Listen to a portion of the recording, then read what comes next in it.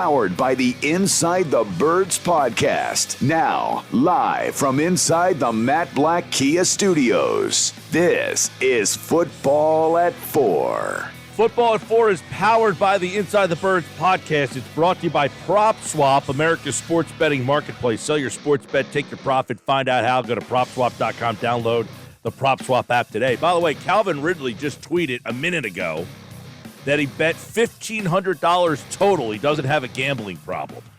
Do you get involved with that? Do you put that out there if you're Calvin Ridley? Geoff Mosher's face is telling me the story right there.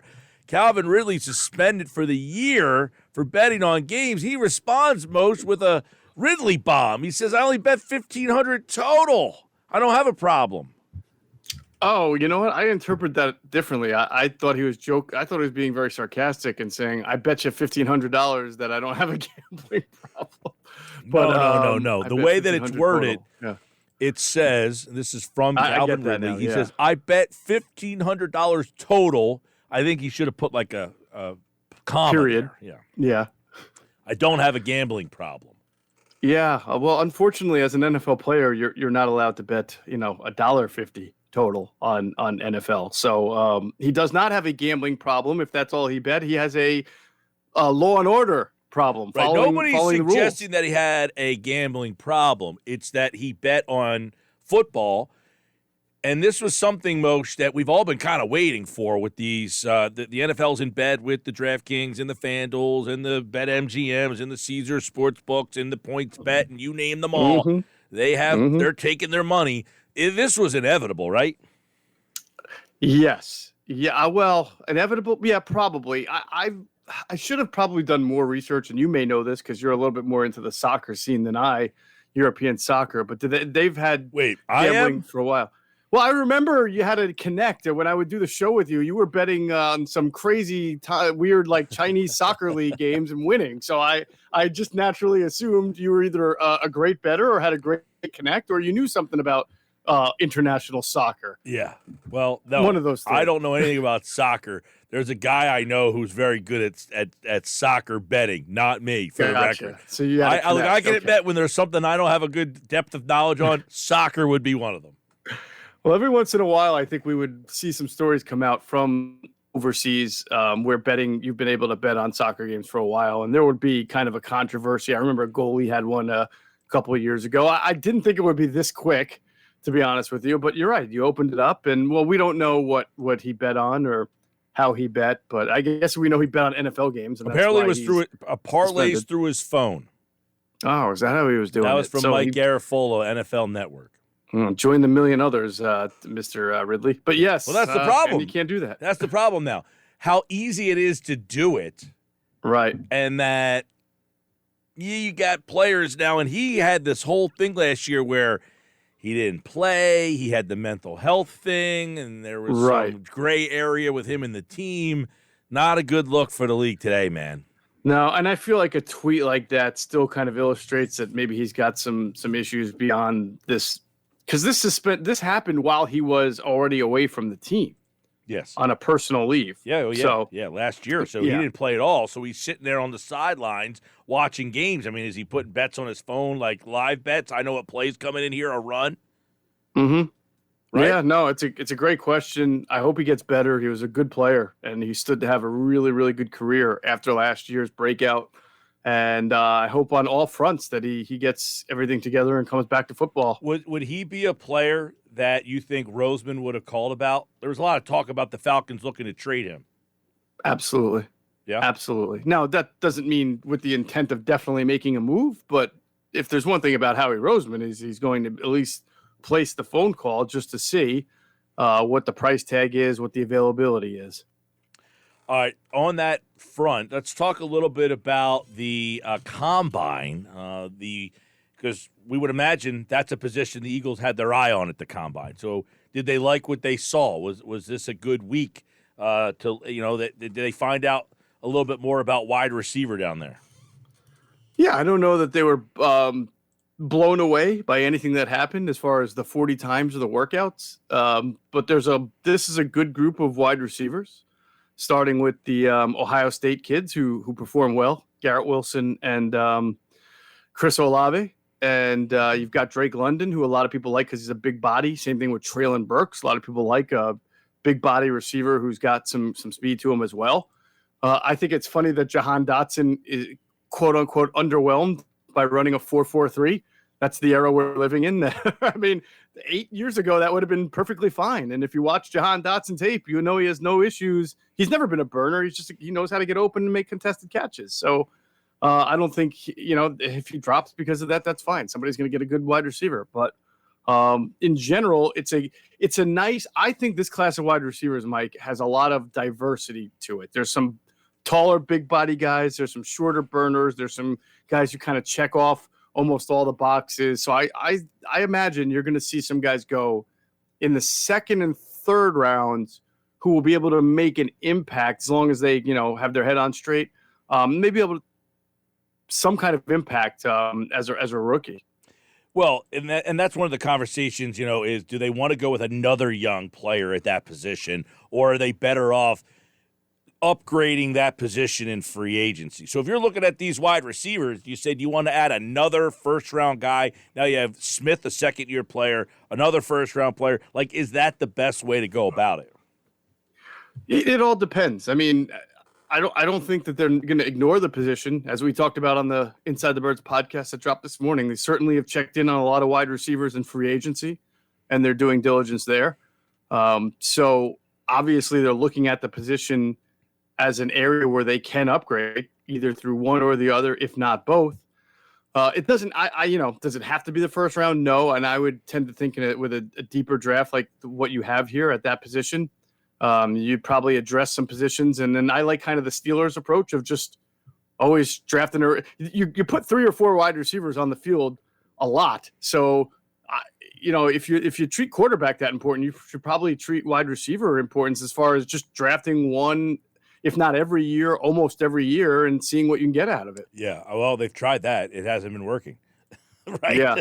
Although, I mean, you could argue that I think Quez Watkins was a success. I mean, as a 6th round pick, he enters next year as no worse than your second or third receiver. Well, a couple of years ago in that draft, Mosh, they tried to redo the whole wide receiver position because of the year they went to the playoffs in 2019 when they were using like Josh Perkins.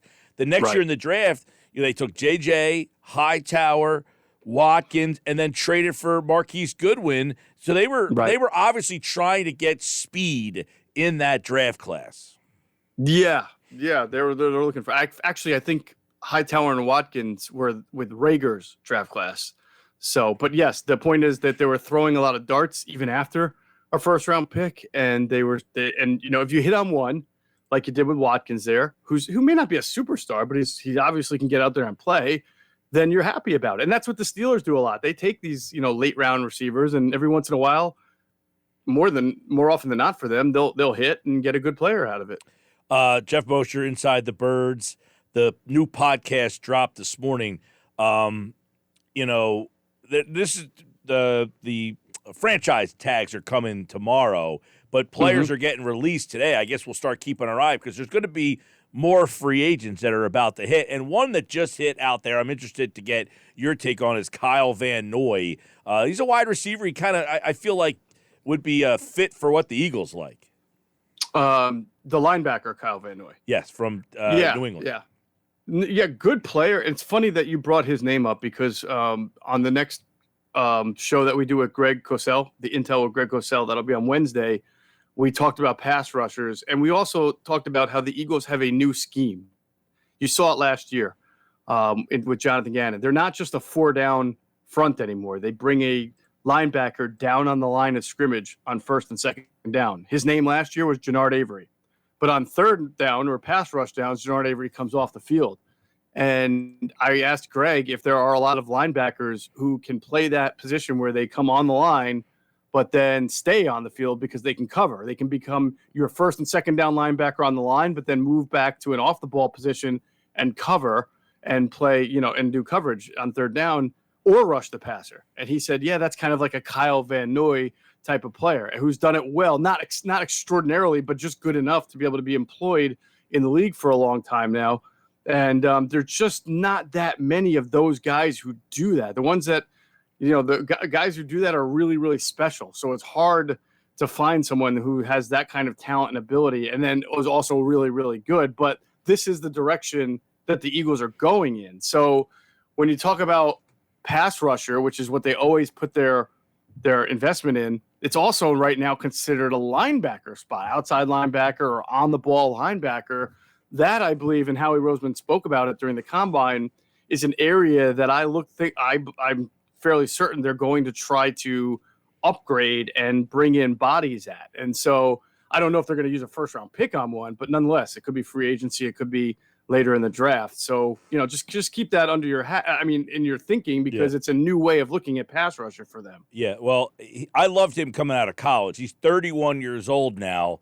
So you wonder if his best days are behind him. I mean, the Patriots release you. They usually know something there, right? It could have been a cap situation. He had 5 sacks last year, but really didn't have a great year. But he feels like the kind of player that the Eagles would say, you know what? We could probably get this guy, a veteran linebacker, on a cheap deal. Let's bring him into the room. Like, that just smells of, like the 1-year deals they handed out in 2017. Yeah, no, I mean, certainly they will probably look to do that. It wouldn't surprise me if they also looked for someone who could check off most boxes and was young, who's on a second contract that they want to help build around, kind of like they did with Javon Hargrave 2 years ago. Yep. A name that comes to mind is Harold Landry, who just had 12.5 sacks with the Titans.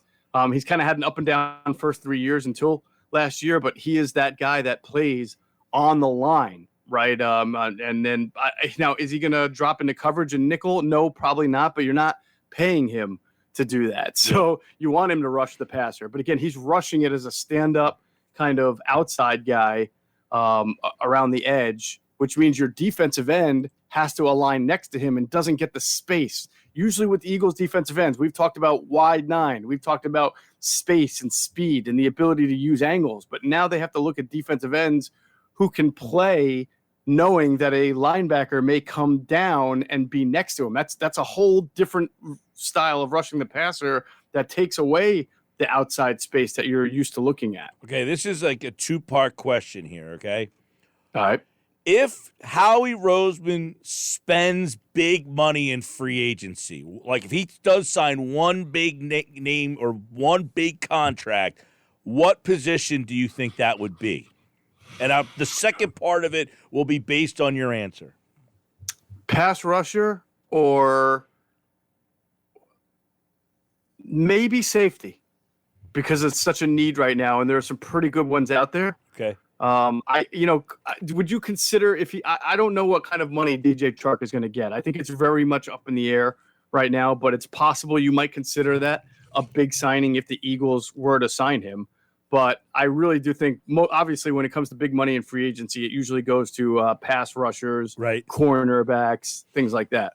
Now, the second part was J.C. Jackson is going to test the market here. Would they spend money on corner? And you're saying no. Yeah, I can just tell you, being out at the combine, and we dropped a few names on the podcast today that we were that were solid that the Eagles are interested in. But more so, Adam and I came back from the combine kind of with a really good feel on the positions that they were examining. Mm-hmm. And I did not get a whole lot of corner back as far as, now it doesn't mean they're not going to sign one. Yeah. I just mean well, maybe that's why they're not looking at the guys in the draft, because they want to spend money on one. Well, Jackson, and keep in mind, Jackson just became, they were going to tag him, I guess, was one of the thoughts, and then I guess they decided not to. So you were kind of waiting until today to find out whether he was going to be a free agent. And now all of a sudden you got one of the top players at the position available. Yeah, and he's only 26 years. He's only 26 years old. Right. That to me is a position they're going to want to hit in the NFL draft pretty early, and if you do that, it's hard to get that guy on the field, right? If you've got J.C. Jackson and Darius Slay and Avonte Maddox taking up 3 spots. Now, you can't just assume you're going to get a corner. I like that secondary. Yeah, that sounds really good. But you can't just assume you're going to get a corner in the draft. But when you have 3 first-round picks and maneuverability, you could probably take some liberties and some ideas knowing that sometime in the first 60, you're probably going to get yourself a cornerback. By the way, DJ Chark's Spot Track has him market value 4 years, $47 million. That's $11.9 million per. Yeah, and that's good money, but that's not like record-setting money. No. So, What about would you think they would be kicking the tires on Amari Cooper? I would not think they'd be kicking. Well, listen, will they call? Maybe, but I would think that Amari Cooper is going to get a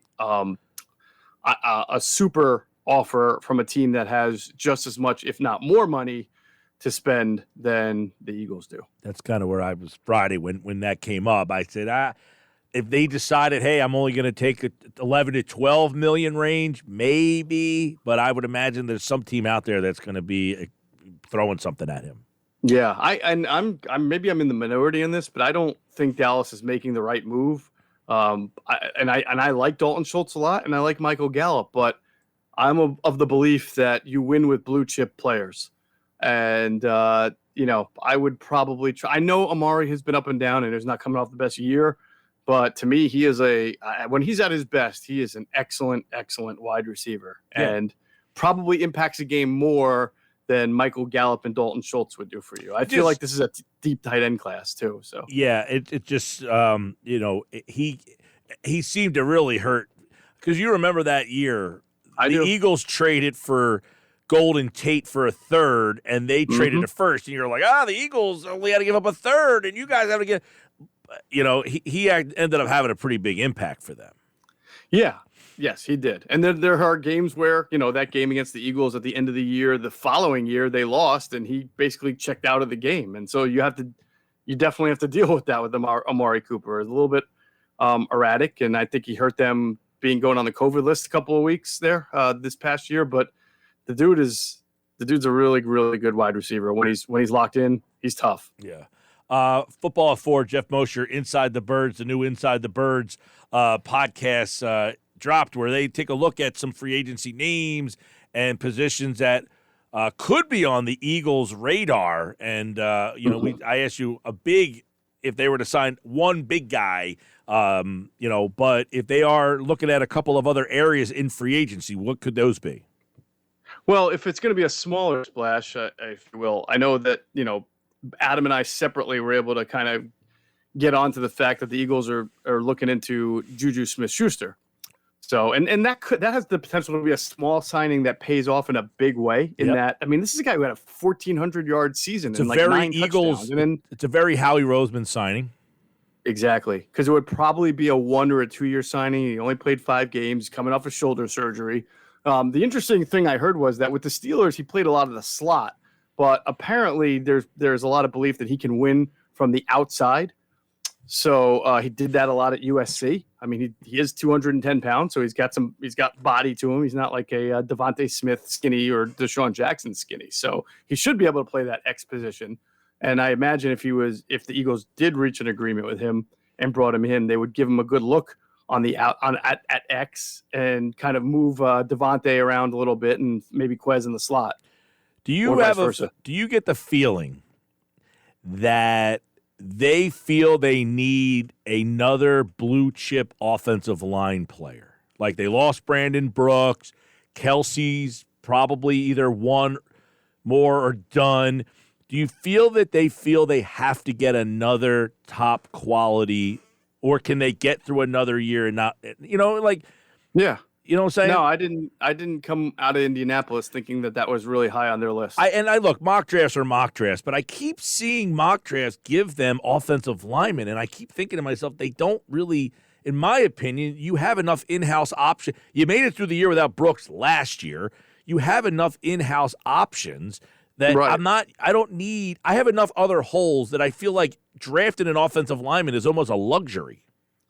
Well, when you have 3 first-round picks, I can understand if analysts who have studied the Eagles, I usually knock the analysts who pick like a linebacker to the Eagles in the first round and say, "What have you not been watching this team for the last 20 years?" So I think it's actually kind of smart to do, because that is a position that if they have the ability I'm not to land knocking a blue the chip people player, doing it. do it. I understand why they're doing it. I'm asking you, though, do you feel that they think hey, we lost Brooks. We need another blue chip lineman, or we're going to lose Kelsey. We got to make sure we have a high-end player when he leaves. Or are they saying, you know what? We got Dickerson. He looks like a hit. We got Sayamala coming back. We like Driscoll. We like Anderson. And if one of those guys falter this year, we'll go after a lineman next year. Yeah, no, I mean, I don't feel like they went to Indianapolis looking for it or feel like they need it right now. But I also feel that the value they put on the position, which I think is a good trait of them, means that they would not turn one up if a line, let's say, they do make 3 first-round picks, right, or whatever. And that third one, they're there, and Tyler Linderbaum for them is a top 12 guy, but you're sitting at 20 and he's there, or 19 and he's there, and you think he's fallen. Yeah. And Jason Kelsey is, it could be on his last year, and that Dickerson plays well at left guard. Yeah, I mean, I would not be surprised at all if they took that kind of guy. Gotcha. Well, we'll ask Trey Thomas tomorrow if he thinks they need an offensive lineman. He'll be jumping in for tomorrow's edition of Football at 4, and you can check out Trey's new show on the Inside the Birds platform. The Inside the Birds podcast dropped today with all the combine news. Jeff's back on Wednesday. So Trey Thomas tomorrow, Jeff on Wednesday. Andrew will certainly get all his thoughts on the combine on Thursday, and then Adam will put a bow on Friday's edition of Football at 4. And then next week, the start of NFL free agency is here, baby. That went fast. Can't wait. It did go fast. All right. Well, the NFL's got it set up, man. They got this thing perfectly laid out. They are good. We didn't talk enough about Russell Wilson and Deshaun Watson for the last 4 weeks. I'm just kidding. Well, this Deshaun Watson stuff, did you see, Roseman conducted significant due diligence. He sent a private investigator to Houston to look into all his legal situation. So, I mean, it appears at one time they were really kicking the tires. Yeah, I don't know if you remember, but we did a podcast, and I'm sure I talked about it with you on Football at 4. It was about a year ago, maybe a little less, where we had talked about how no decision would be made unless Jeffrey Lurie was comfortable with it, and he wasn't going to be comfortable unless he had all the right information. And I had mentioned that he had sent some people down to Houston to have it, like many teams, to have him looked at. So while I think the report is probably that you came out today is probably catching up to that. I don't know if he just recently did or not, but no, this is saying that in the past he had done the due diligence by getting a private investigator. We talked about that about a year ago on Inside the Birds, so we knew that they were up on that. All right, well, check out the new Inside the Birds, and tomorrow Trey Thomas is here for Football at 4. Jeff's back on Wednesday. I'll talk to you then, man. See you, Mike. All right, Football at 4 is powered by the Inside the Birds podcast, and it is brought to you